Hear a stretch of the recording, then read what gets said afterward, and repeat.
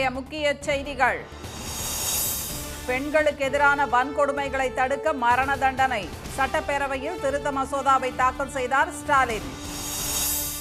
தமிழ்நாடு சட்டப்பேரவையை அவமதித்த ஆளுநரை பதவி நீக்கம் செய்ய வேண்டும். அரசியல் சாசனத்துக்கு விரோதமாக செயல்படுவதாக உச்சநீதிமன்றத்தில் வழக்கு. ஈரோடு கிழக்கு தொகுதி இடைத்தேர்தலுக்கான வேட்புமனு தாக்கல் தொடங்கியது.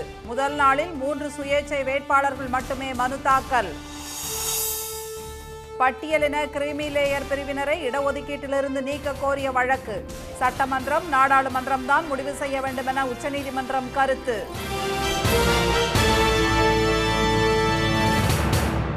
வணக்கம். பெண்களுக்கு எதிரான வன்கொடுமைகளை தடுக்க குற்றவாளிகளுக்கு மரண தண்டனை வழங்க வகை செய்யும் சட்டத்திருத்த மசோதாவை முதலமைச்சர் திரு மு.க. ஸ்டாலின் சட்டப்பேரவையில் இன்று தாக்கல் செய்தார். கேள்வி நேரம் முடிந்தவுடன் இது தொடர்பான 2 திருத்தங்களுடன் கூடிய சட்ட முடிவை அறிமுகம் செய்து பேசிய அவர், சமூகத்தின் சரி பாதியாக உள்ள பெண்களின் மேன்மைக்கும் வளர்ச்சிக்கும் பல்வேறு திட்டங்களை திமுக அரசு உருவாக்கி தந்திருப்பதாக தெரிவித்தார். பெண்கள் அதிக அளவில் வேலைக்கு செல்லும் மாநிலமாக மட்டுமின்றி அவர்களுக்கு பாதுகாப்பான மாநிலமாகவும் தமிழ்நாடு திகழ்வதாக அவர் கூறினார். பெண்களின் பாதுகாப்பை உறுதி செய்வதிலும் பெண்களுக்கு எதிராக பாலியல் வன்கொடுமைகளில் ஈடுபடுவோர் மீது தயவு தாட்சண்யமின்றி நடவடிக்கை எடுத்து தண்டனை வாங்கி தருவதிலும் தமிழ்நாடு உறுதியோடு உள்ளதாக முதலமைச்சர் கூறினார். பெண்களுக்கு எதிரான குற்றங்களை இழைப்போருக்கு மரண தண்டனை வரை வழங்க சட்ட திருத்தம் மேற்கொள்ளப்படுவதாக அவர் தெரிவித்தார். பெண்களுக்கு இழைக்கப்படும் பாலியல் வன்கொடுமை என்பது யாராலும் மன்னிக்க முடியாத குற்றம். இத்தகைய கொடூர குற்றங்களில் ஈடுபடுவோருக்கு வழங்கப்பட வேண்டிய தண்டனை என்பது இத்தகைய செயல்களில் ஈடுபட முனைவோருக்கான கடும் எச்சரிக்கையாக இருந்திட வேண்டும். இத்தகைய குற்றங்களுக்கான தண்டனை மேலும் கடுமையாக்குவதற்காக பிஎன்எஸ் மற்றும் பிஎன்எஸ் சட்டங்களில் மாநில சட்ட திருத்தத்திற்கும் தமிழ்நாடு 1998ஆம் ஆண்டு பெண்ணிற்கு துன்பம் விளைவித்தலை தடை செய்யும் சட்ட திருத்தத்திற்கும் சட்ட முன்வடிவுகளை பேரவையின் ஒப்புதலுக்காக முன்வைக்கிறேன். பெண்களுக்கு எதிரான குற்றங்களை இரும்பு கரம் கொண்டு அடக்கி வருவதாக கூறிய திரு ஸ்டாலின், தமிழ்நாட்டில் பெண்களுக்கு எதிரான 86% வழக்குகளில் 60 நாட்களுக்குள் குற்றப்பத்திரிகை தாக்கல் செய்யப்பட்டிருப்பதை சுட்டிக்காட்டினார். மாணவி சத்யா ரயில் முன் தள்ளி கொல்லப்பட்ட வழக்கில் குற்றவாளிக்கு மரண தண்டனை பெற்றுக் கொடுத்திருப்பதும் திமுக அரசுதான் என்று அவர் தெரிவித்தார். பாலியல் வன்புணர்வில் ஈடுபடுவோருக்கு 14 ஆண்டுகள் சிறையும், காவல்துறையினராக இருந்தால் 20 ஆண்டு சிறை தண்டனையும் விதிக்க வகை செய்யும் இந்த சட்ட திருத்தம் 12 வயதுக்குட்பட்ட குழந்தையை வன்புணர்வு செய்தாலோ கூட்டு பலாத்காரம் செய்தாலோ மரண தண்டனை வழங்க வகை செய்கிறது. இந்த மசோதா மீது நாளை விவாதம் நடைபெறுகிறது. பின்னர் ஆளுநர் உரைக்கு நன்றி தெரிவிக்கும் தீர்மானத்தில் பேசிய பாஜக உறுப்பினர் திருமதி சரஸ்வதி, பெண்களுக்கு தமிழ்நாட்டில் பாதுகாப்பு இல்லை என்று பேசிய போது குறுக்கிட்ட முதலமைச்சர், பாஜக ஆளும் மாநிலங்களை விட தமிழ்நாட்டில் பெண்களுக்கு அதிக பாதுகாப்பு வழங்கப்படுவதாக கூறினார். பெண்கள் பாதுகாப்பை மேலும் அதிகப்படுத்தவே புதிய சட்டம் அறிமுகப்படுத்தப்பட்டுள்ளது என்றும் அவர் தெரிவித்தார். தமிழ்நாடு சட்டப்பேரவையை அவமதிக்கும் ஆளுநர் திரு ஆர். என். ரவியை உடனே பதவி நீக்கம் செய்ய கோரி உச்சநீதிமன்றத்தில் வழக்கு தொடரப்பட்டுள்ளது. கடந்த 2021ஆம் ஆண்டு தமிழ்நாட்டின் ஆளுநராக பொறுப்பேற்ற திரு ரவி மாநில அரசுடன் தொடர்ந்து கடைபிடிக்கும் மோதல் போக்கால் அடிக்கடி சர்ச்சை ஏற்படுகிறது. 2022ஆம் ஆண்டு சட்டப்பேரவையில் உரை நிகழ்த்திய போது தன் விருப்பம் போல் மாற்றி வாசித்த திரு ரவி 2023ஆம் ஆண்டு முதல் தாம் ஒப்புதல் வழங்கிய உரையை கூட வாசிக்காமல் தவிர்ப்பது விவாதங்களை எழுப்பியுள்ளது.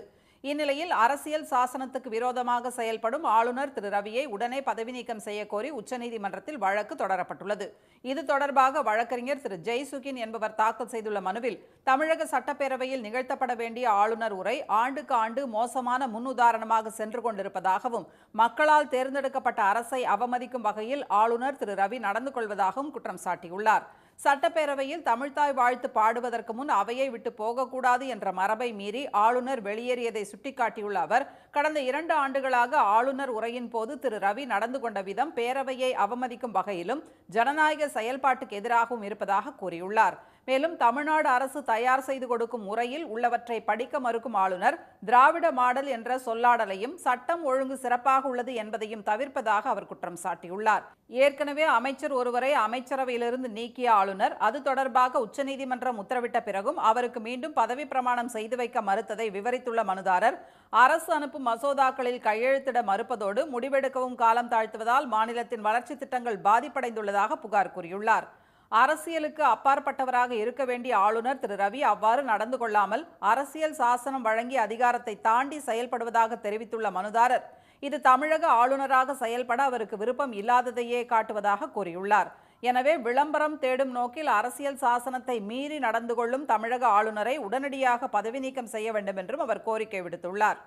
ஈரோடு கிழக்கு தொகுதி இடைத்தேர்தல் வேட்புமனு தாக்கல் தொடங்கிய முதல் நாளில் சுயேட்சை வேட்பாளர்கள் ஆர்வத்துடன் மனு தாக்கல் செய்தனர்.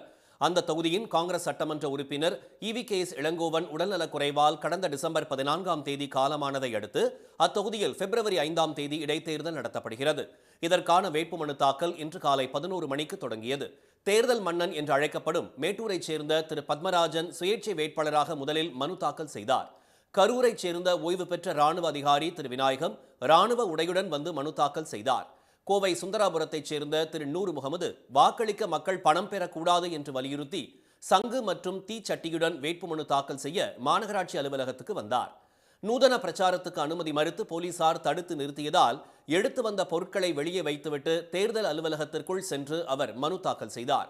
பிற்பகல் 3 மணி வரை வேட்புமனுக்கள் பெறப்பட்ட நிலையில் முதல் நாளில் 3 சுயேட்சைகள் மட்டுமே வேட்புமனு தாக்கல் செய்துள்ளனர். ஈரோடு இடைத்தேர்தலில் போட்டியிட விரும்புகிறவர்கள் பொங்கல் விடுமுறை காரணமாக வரும் 13 மற்றும் 17ஆம் தேதிகளில் மட்டும் வேட்புமனு தாக்கல் செய்யலாம். பட்டியலின மக்களில் இடஒதுக்கீட்டு சலுகையால் முன்னேறிய கிரீமி லேயர் பிரிவினரை இடஒதுக்கீட்டிலிருந்து நீக்குவது குறித்து சட்டமன்றமும் நாடாளுமன்றமும் தான் முடிவு செய்ய வேண்டும் என உச்சநீதிமன்றம் மீண்டும் உறுதிப்படுத்தியுள்ளது. கல்வி மற்றும் வேலைவாய்ப்பில் தமிழ்நாடு உள்ளிட்ட பல்வேறு மாநிலங்களில் இடஒதுக்கீடு அமலில் உள்ளது. மத்திய மாநில அரசுகளின் இடஒதுக்கீட்டில் இதர பிற்படுத்தப்பட்டோர் பிரிவினரில் பொருளாதார ரீதியாக முன்னேறியவர்கள் கிரீமி லேயர் என அடையாளப்படுத்தப்பட்டு இடஒதுக்கீட்டு சலுகையிலிருந்து விடுவிக்கப்பட்டுள்ளனர். இதுபோல் பட்டியலின சமூகத்தைச் சேர்ந்த IAS, IPS உள்ளிட்ட உயரதிகாரிகளின் வாரிசுகளை இடஒதுக்கீட்டு சலுகையிலிருந்து நீக்க கோரி மத்திய பிரதேசத்தைச் சேர்ந்த ஒருவர் உச்சநீதிமன்றத்தில் கடந்த ஆண்டு வழக்கு தொடர்ந்தார். ஆனால் அவ்வாறு உத்தரவு பிறப்பிக்க 7 நீதிபதிகள் கொண்ட அரசியல் சாசன அமர்வு மறுத்துவிட்டது. எனினும் அந்த அமர்வில் இடம்பெற்றிருந்த நீதிபதி திரு கவாய் பட்டியலினத்தவரில் இடஒதுக்கீட்டால் முன்னேறிய கிரீமி லேயர் பிரிவினரை கண்டறிந்து அவர்களுக்கு மீண்டும் இடஒதுக்கீட்டு சலுகையை மறுக்கும் வகையில் மாநில அரசுகள் கொள்கையை உருவாக்க வேண்டுமென கடந்த ஆகஸ்ட் மாதம் உத்தரவிட்டார். இந்த உத்தரவு தொடர்பாக இதுவரை எந்த நடவடிக்கையும் எடுக்கப்படவில்லை. இதனிடையே மத்திய பிரதேசத்தில் 21 அரசு துறைகளுக்கு பணியாளர் தேர்வு நடைபெறும் நிலையில் பட்டியலின கிரீமி லேயர் பிரிவினரை இடஒதுக்கீட்டிலிருந்து விடுவிக்க கோரி உச்சநீதிமன்றத்தில் மேல்முறையீடு செய்யப்பட்டது. இந்த மனு நீதிபதிகள் திரு PR கவாய், திரு அகஸ்டின் ஜார்ஜ் மாசிக் ஆகியோர் கொண்ட அமர்வில் விசாரணைக்கு வந்தது. அப்போது கடந்த 75 ஆண்டுகளில் இடஒதுக்கீட்டால் பயனடைந்தவர்கள் குறித்து ஆராய்ந்து தங்கள் கருத்துக்களை அரசுக்கு தெரிவித்து விட்டதாக நீதிபதிகள் குறிப்பிட்டனர். மேலும் இடஒதுக்கீட்டை செயல்படுத்துவது தொடர்பான விவகாரத்தில் மட்டுமே தாங்கள் உத்தரவு பிறப்பிக்க இயலும் என்றும் இதுபோன்ற கொள்கைகளில் முடிவெடுக்கும் அதிகாரம் சட்டமன்றம் மற்றும் நாடாளுமன்றத்திற்கே உள்ளது என்றும் அவர்கள் தெரிவித்தனர். மாநிலங்களுக்கான வரி பகிர்வை வழங்குவதில் பாரபட்சமாக பாஜக ஆளும் மாநிலங்களுக்கு மத்திய அரசு அதிக நிதி ஒதுக்கீடு செய்திருப்பது சர்ச்சையை ஏற்படுத்தியுள்ளது. மத்திய வருவாயில் மாநில அரசுகளுக்கான வரி பகிர்வின் பங்கை 50% உயர்த்துவதுதான் முறையானது என்றும் நிதி மேலாண்மையில் மாநிலங்கள் சுயாட்சியுடன் செயல்பட வழிவகுக்கும் என்றும் முதலமைச்சர் திரு மு.க. ஸ்டாலின் கருத்து தெரிவித்துள்ளார். கடந்த நவம்பர் 18ஆம் தேதி சென்னை வந்த மத்திய அரசின் 16வது நிதி ஆணைய குழுவிடமும் அவர் இதனை வலியுறுத்தியிருந்தார். இந்நிலையில் மாநிலங்களுக்கான வளர்ச்சி மற்றும் நலன் சார்ந்த விவகாரங்களுக்காக டிசம்பர் மாதத்துக்கான நிதியாக மத்திய அரசு 1.73 லட்சம் கோடி ரூபாயை இன்று விடுவித்துள்ளது. இதில் மொத்தம் 28 மாநிலங்களுக்கு நிதி ஒதுக்கப்பட்டுள்ள நிலையில் பாஜக ஆளும் உத்தரப்பிரதேசத்திற்கு அதிகபட்சமாக 31,039 கோடி ரூபாய் ஒதுக்கீடு செய்யப்பட்டுள்ளது. மத்திய கூட்டணி ஆட்சியில் இடம்பெற்றுள்ள ஐக்கிய ஜனதா தளம் கட்சி ஆளும் பீகாருக்கு 17,403 கோடி ரூபாயும் பாஜக ஆளும் மத்திய பிரதேசத்திற்கு 13,582 கோடி ரூபாயும் ஒதுக்கப்பட்டுள்ளது. ஆனால் அதிக வரி செலுத்தும் மாநிலங்களில் ஒன்றாக திகழும் தமிழ்நாட்டிற்கு வெறும் 7,057 கோடி ரூபாய் மட்டுமே மத்திய அரசு விடுவித்துள்ளது. மானமும் அறிவும் உள்ளவர்கள் பெரியாரை இழிவாக பேச மாட்டார்கள் என்று நாம் தமிழர் ஒருங்கிணைப்பாளர் திரு சீமான் பேச்சு குறித்து திமுக பொதுச் செயலாளர் திரு துரைமுருகன் கருத்து தெரிவித்துள்ளார். அவர் விடுத்துள்ள அறிக்கையில், உயர்ந்த உள்ளம் கொண்டவர்களும் தெளிந்த உள்ளம் கொண்ட தலைவர்களும் எந்த கட்சியில் இருந்தாலும் தந்தை பெரியாரின் கருத்துக்களை மதித்து அவரது தொண்டை போற்றுவார்கள் என்று தெரிவித்துள்ளார். தந்தை பெரியாரின் கொள்கைகளே இன்றும் தமிழ்நாட்டை வழி நடத்துவதால் தான் பெரியார் மண் என்று சொல்வதாக குறிப்பிட்டுள்ள திரு துரைமுருகன், இது சில மண்ணாந்தைகளுக்கு புரிவதில்லை என்று சாடியுள்ளார்.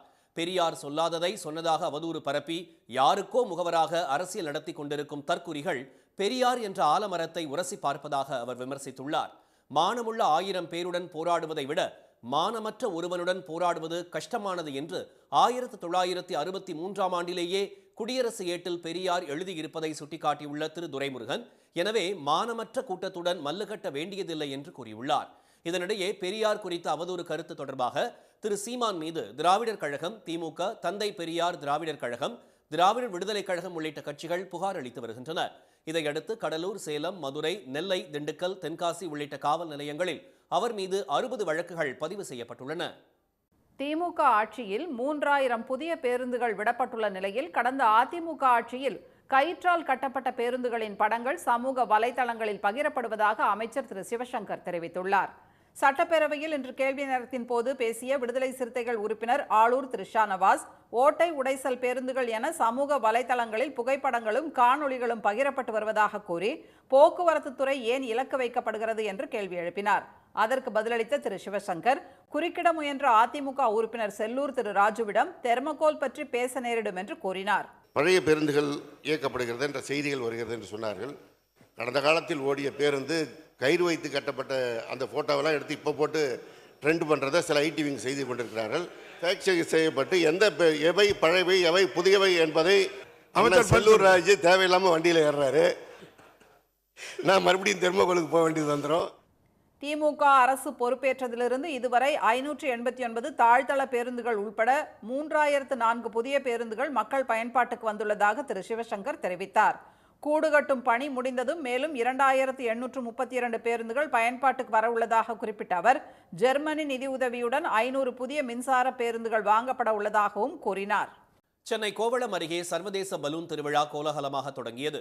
பொங்கலையொட்டி தமிழ்நாடு சுற்றுலா வளர்ச்சிக் கழகத்தின் சார்பில் ஆண்டுதோறும் பலூன் திருவிழா நடத்தப்படுகிறது. அதன்படி 10வது ஆண்டு பலூன் திருவிழா மாணவர்களின் வாத்திய இசை அணிவகுப்புடன் கிழக்கு கடற்கரை சாலையில் உள்ள திருவிடந்தையில் இன்று தொடங்கியது. இதனை அமைச்சர்கள் திரு தாமு அன்பரசன், திரு ஆர் ராஜேந்திரன் ஆகியோர் தொடங்கி வைத்தனர். இதில் England, France, Austria, Brazil, Belgium, Japan, Thailand, Vietnam உள்ளிட்ட 20 நாடுகளைச் சேர்ந்த குழுக்கள் கலந்து கொண்டுள்ளன.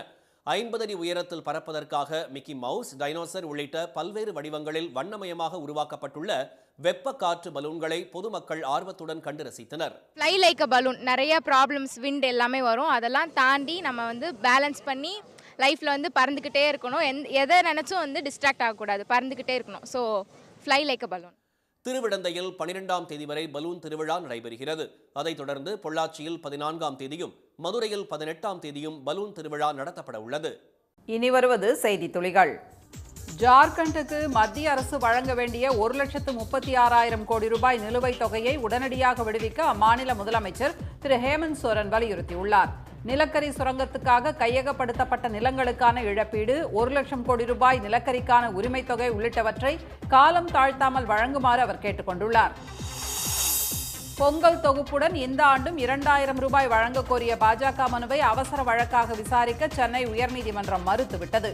மனுதாரரான பாஜக வழக்கறிஞர் திரு மோகன்தாஸ் சார்பில் தலைமை நீதிபதி அமர்வில் ஆஜரான வழக்கறிஞர் திரு GS மணி இந்த வழக்கை அவசர வழக்காக விசாரிக்குமாறு முறையிட்டார். அப்போது குறுக்கிட்ட தலைமை நீதிபதி திரு ஸ்ரீராம், ஏற்கனவே இந்த மனுவை அவசர வழக்காக விசாரிக்க முகாந்திரம் இல்லை என்று நிராகரித்த பிறகு மீண்டும் தொடர்ந்து முறையிட்டால் அபராதம் விதிக்கப்படும் என்று கூறி கோரிக்கையை நிராகரித்தார்.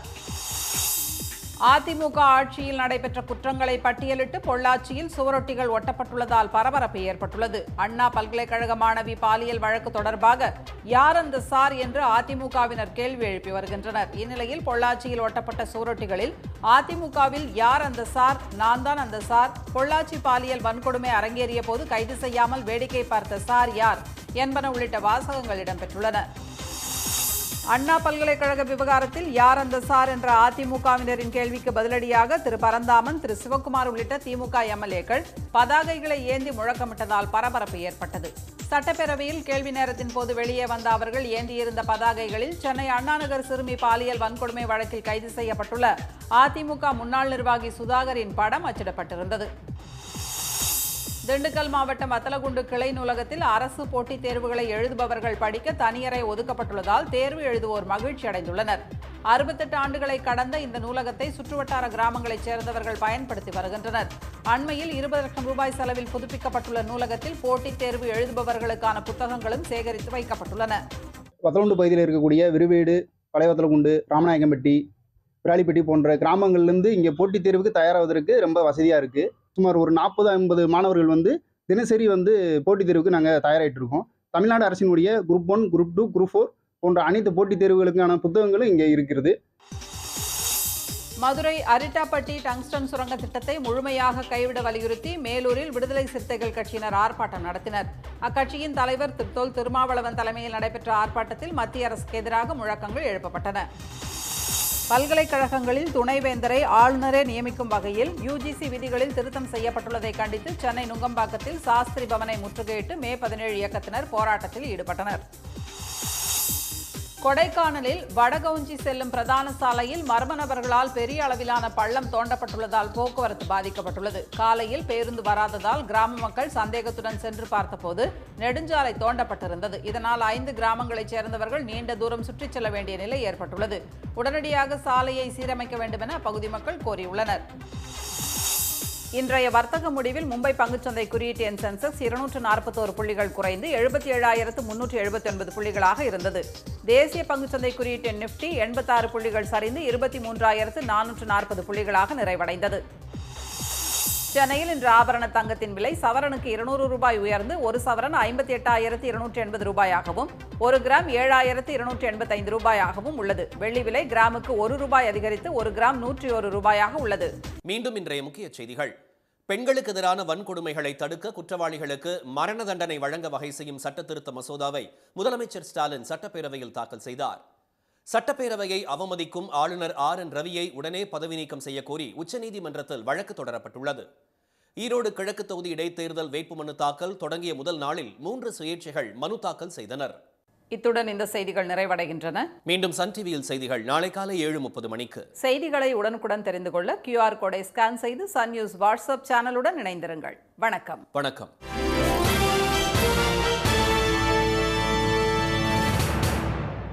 உடனுக்குடன் செய்திகளை தெரிந்து கொள்ள சன் நியூஸ் பெல் ஐகானை கிளிக் பண்ணுங்க.